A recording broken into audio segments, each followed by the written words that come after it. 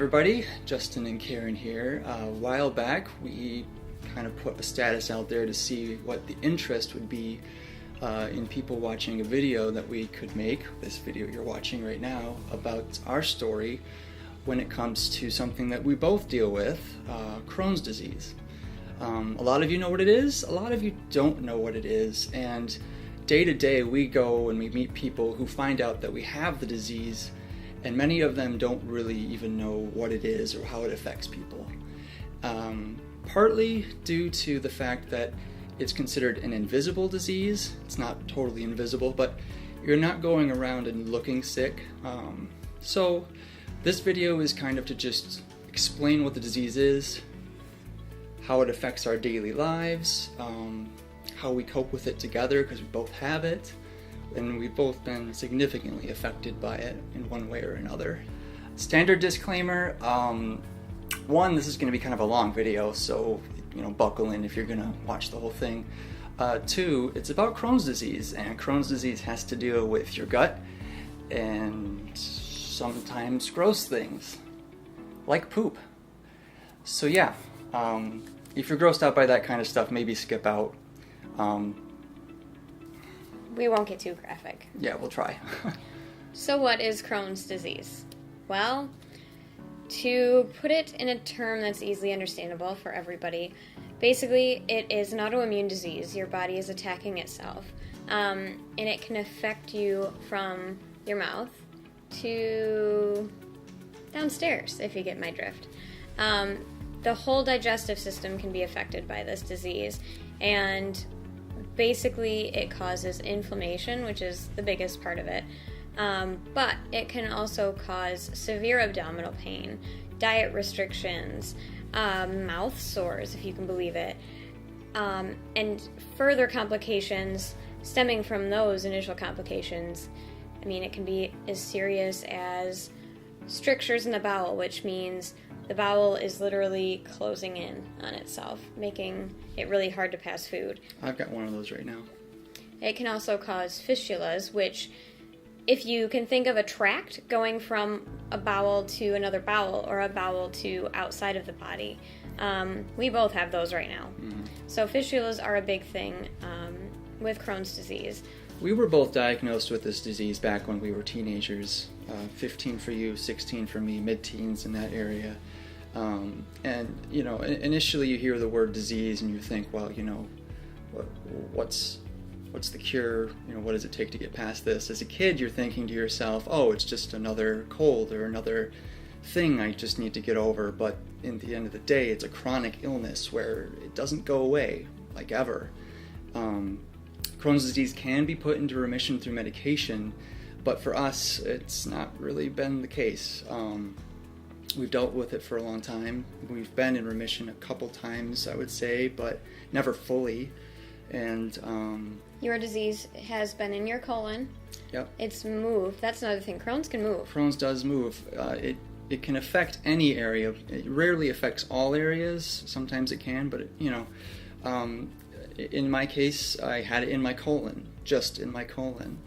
A few years ago, I had my colon removed, and you'd think problem solved, but it's actually moved again. So it's definitely a disease that can move on you.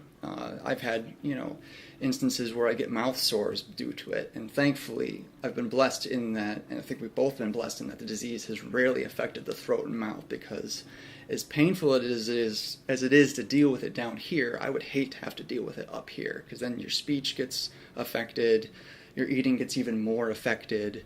So it's a very painful and difficult disease to deal with because it moves and because it's just so painful to deal with on a daily basis. And Crohn's is different for everybody. So his was mainly in his colon. Mine has always been in my small intestine. It was first located in the ileum. Later in life, now, it is in the jejunum. And that is a section of the small bowel that's kind of in the middle of things. So if you need to look at a diagram, go check it out. Luckily, mine has not moved much further than that.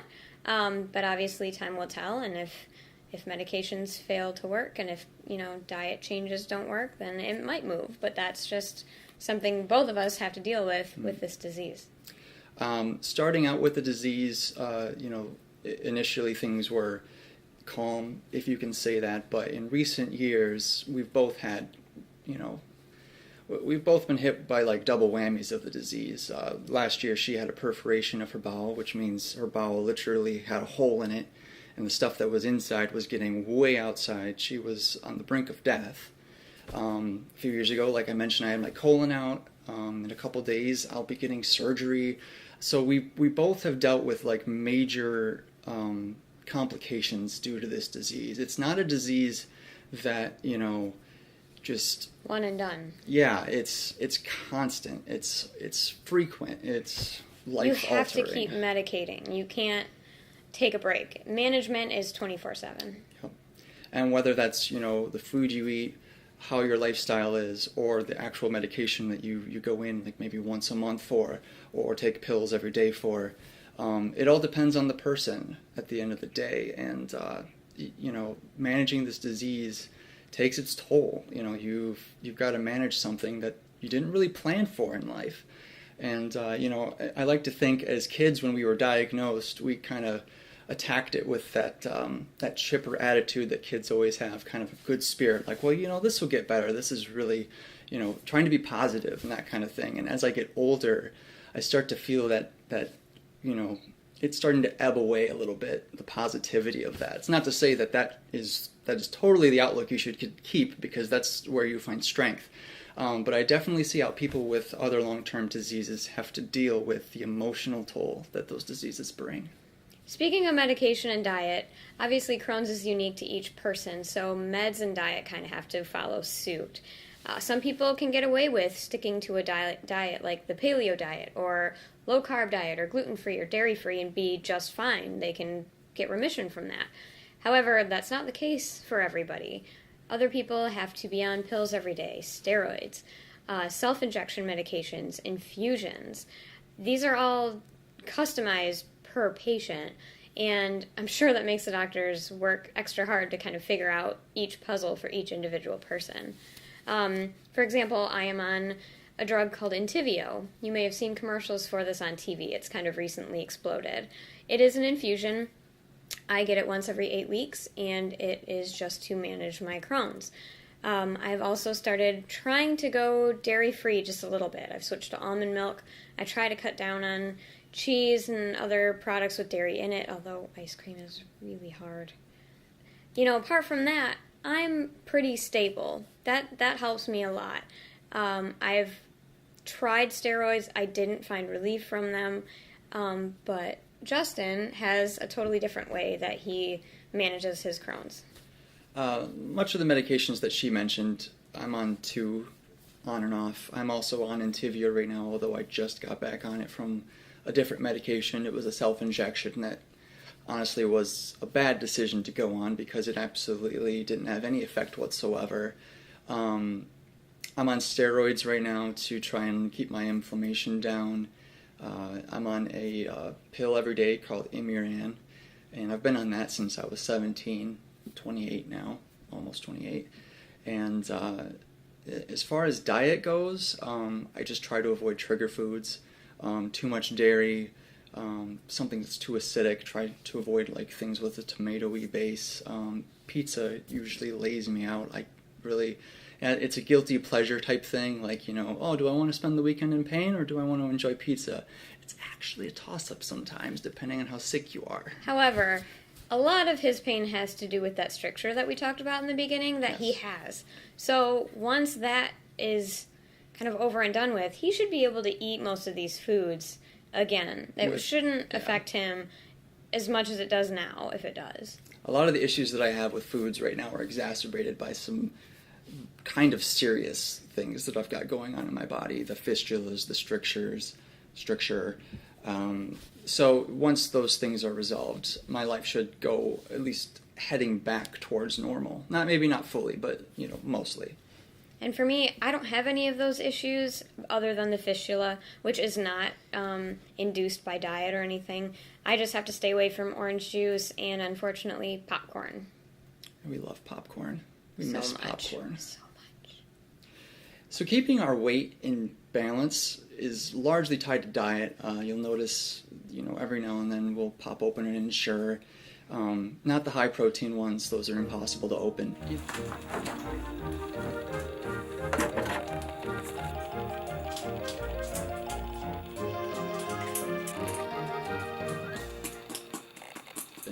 Things to try and keep our weight up. We lose weight quite quickly when we lose it, so we try to make sure that we can keep it up there by sustaining ourselves with high protein diets. Weight is a slippery slope for us. A lot of people have trouble losing it. We have no trouble at all. And he's absolutely right. I'm still not at my regular weight from my surgery last year, so I'm still trying to gain, and for me, easier said than done. Last year, I was at the highest weight that I've ever been at, 192 pounds, and I'm back to like 150s right now. Again, mostly due to active disease, but the weight loss that I had was over the course of maybe a couple months. It didn't take long for me to lose the weight. So we both have Crohn's disease. We're both together. Why did we choose to be together, and how did we end up being stuck with the same disease? Well, that question's not as easily answered as the first one. We met at work. We used to work for the newspaper in Big Rapids, and we kind of met just out of the blue a little bit. You had just started there. I'd been there a little while. We went out on some assignments and got to know each other a little bit, and came to find out that we both had Crohn's disease. I automatically saw that something was wrong when he walked by my desk, and it reminded me of how I try to hide Crohn's when I'm in social or public situations. So right away I picked this up and I was like, "Are you okay?" And he said, "No, I am actually having a flare-up. I have Crohn's." And I went, "No kidding." So that was kind of how we connected, and we've kind of been a support system for each other through that, and that's how that's how the whole shebang started. Yeah. A lot of people, I've noticed, really admire us for being able to pick up the slack for each other, especially, when one of us is hospitalized, etc. And it's definitely amazing to have that support. It's definitely heartbreaking to see someone go through that, especially someone you love. But I think understanding what she goes through, her understanding what I go through, definitely adds a level of both commitment and empathy to our lives together. You see couples who have, one person has Crohn's, one person's not. Honestly, it can be hard to relate for some people. It can be, but I almost wouldn't have it any other way. I mean, I definitely wish if we didn't have the disease, it'd be awesome, but it's great knowing that someone actually knows what you're feeling. And knows when to call ambulances. Yeah, that happened. Yeah, a couple of times. But I think we definitely have the in sickness and in health thing down. Yes. So we kind of touched on this earlier, but, this being an invisible disease, a lot of the times we don't always look sick, and because of that, people, don't think you're sick. But in reality, you can be sitting there and be entirely miserable. Over the years, you get really good at hiding it. It's much like someone who's, depressed or sad all the time. I'm not saying we are, but, you start living with kind of this fire in your gut, and, after a while, you're like, well, this is it. I need to do other things, and, me sitting here whimpering isn't going to accomplish anything. So you start to try and numb yourself up a little bit, and some people really notice, and kudos to them for caring. It's awesome. We're actually really touched by that. But as far as like getting through each day, it's a struggle. We deal with energy loss. We deal with pain every single day to varying degrees. If you see us when we're kind of not in public, we're hunched over a lot. When we walk, it's really hard to stay straight up. It's hard to lay down flat. And sometimes even in public, it's, we're really hunchy. So like if you look at the two photos that I'm showing on screen right now, you'll notice that we're both pretty hunched over. It was a pretty bad day. And we both love to be active. He loves to bike ride. We both like to kayak. We both like to go out and do things, explore new areas, But sometimes we just don't have the energy to do these things. We'd love to. We'd love to get out there, but even thinking about it sometimes just takes all the energy out of you. And if you tried to do those things, you wouldn't be able to get through half of that day. And instead of ruining the day for everybody else who you might be going out with, you just decide to stay home. Yep. So you can kind of become your own little shell, and that's when bad things start to happen. Part of it's the physical symptoms. You have pain in your gut and you don't want to do anything, but also the other part of it is malabsorption. We don't always get all the nutrients we need. Hence, I mentioned like the insurers earlier. We have to really kind of shove nutrients into our bodies. Overkill. Do too much so you get the right amount. And sometimes even then you don't get the right amount. So. And mentally, obviously, when you're sick all the time and you don't get to do the things you used to do or want to do, you can become very depressed and very sad, and not in a woe is me, but in a I wish I could do these things, and you start to feel very isolated. And I think that's another, I guess, positive thing that we both have this, because we both have each other, and we're not only just doing those same things with each other, but we don't have to worry about the judgment and how that affects our relationship. Our families and friends have been amazing support through all this too. The people that are closest to us know how much we deal with this, and through everything, whether it's going out socially and having to turn things down, or going to a family member's house and just going straight to the couch to relax. They get it, and they've been super supportive.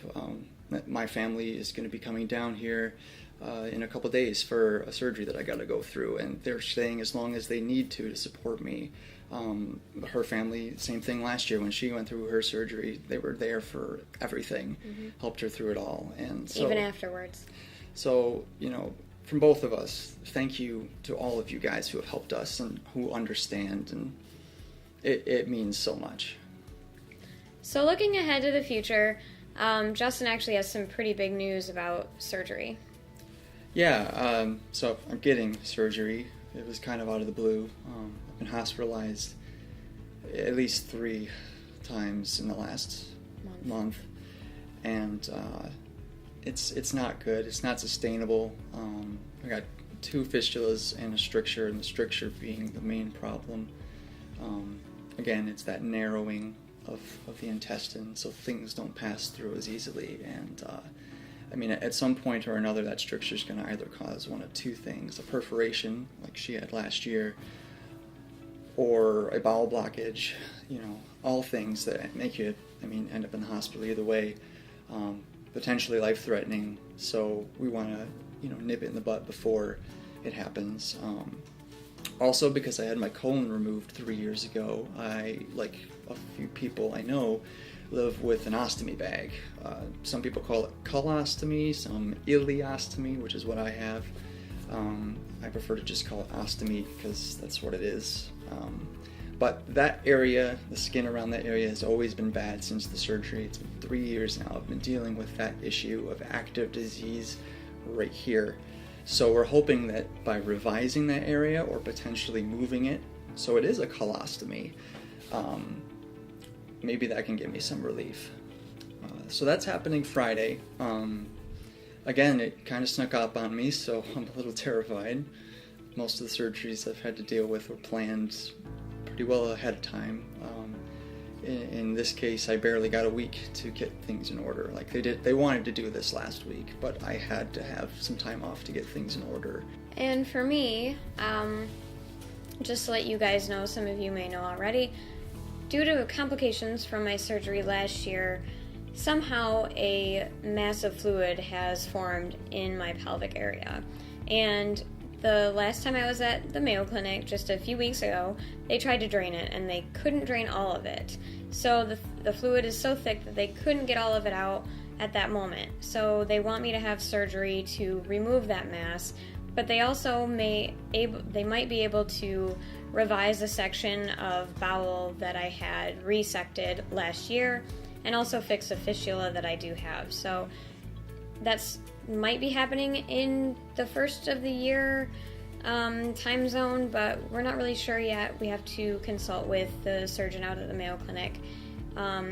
But it's mainly going to be exploratory, and that sucks. They're going to have to open me up again, and exploratory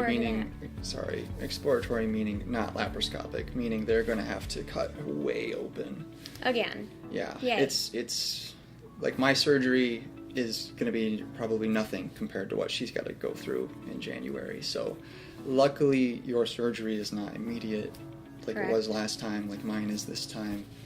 And, we can go into it with kind of like, knuckles braced, but... And we'll both get through it, and we'll both be there for each other, and we'll also have the support of family and friends like you guys. And, I don't know, we'll carry on like we always do, Yep. And don't worry about us, we'll be great. Yeah. Thoughts and prayers, that's the typical response we get, but when people say that, we believe that they're actually doing it. It means a lot. And as far as this video goes, thank you guys for watching. I hope you learned something from it, about us and from us. And if you have any more questions, comment below. We'll do our best to answer. But again, thank you for taking the time to watch and learn something. So, All right, have a good night. have a good one.